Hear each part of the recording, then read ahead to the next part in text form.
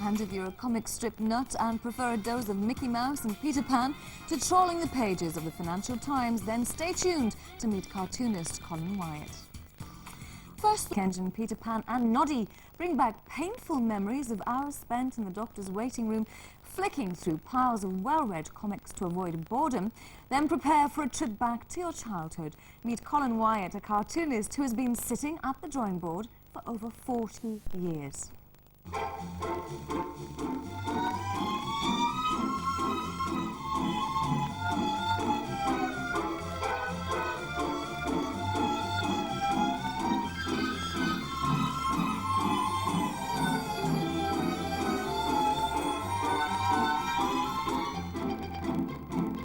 Hello, my name's Colin Wyatt. I'm 62 years old and I'm a comic illustrator. I've always enjoyed drawing since I was very young. Art was my best subject at school, and so it was sort of rather natural that I would go into that as a profession, although it wasn't my first job.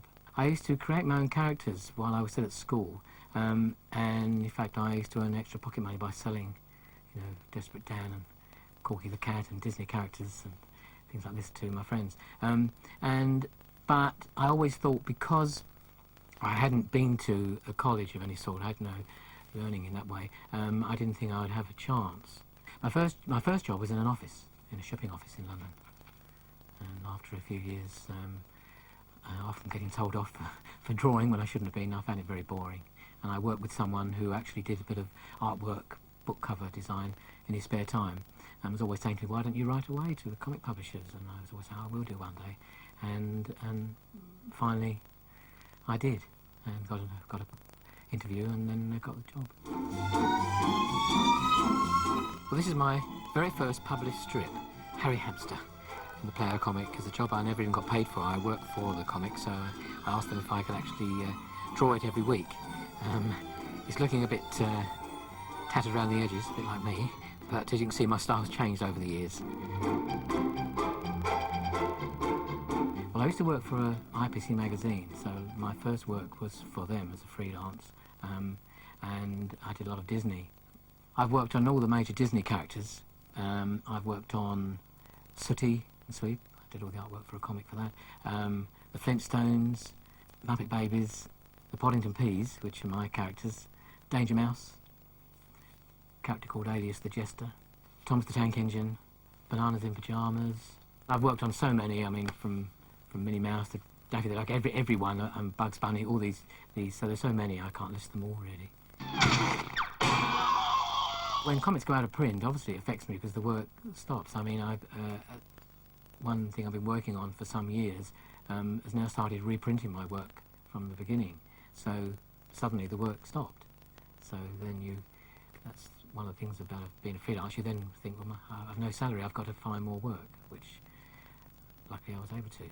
The price per page depends on the different publishers, but a page of comic strip can vary from £90 a page on fairly simple things. I mean, it can be lower than that, but that's the fee I've been getting, to £125 a page for work I'm doing at the moment.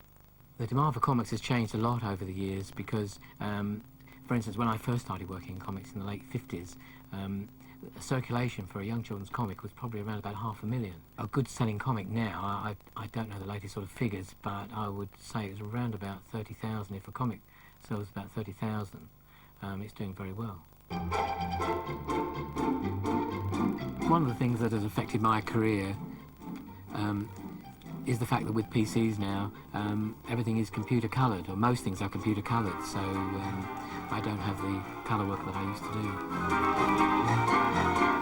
I'm never going to stop doodling of some sort. I get very little time to do painting for myself and illustrating, so that would be nice to have more time to do that sort of thing. I want to slow down. I mean, with my sort of profession, I mean, I do enjoy the work. I find it very creative, and it's not a thing I would give up, I mean, unless it gives me up. But obviously I want to slow down as I'm getting older. I don't want to be able to be sitting at this drawing board as many hours as I do.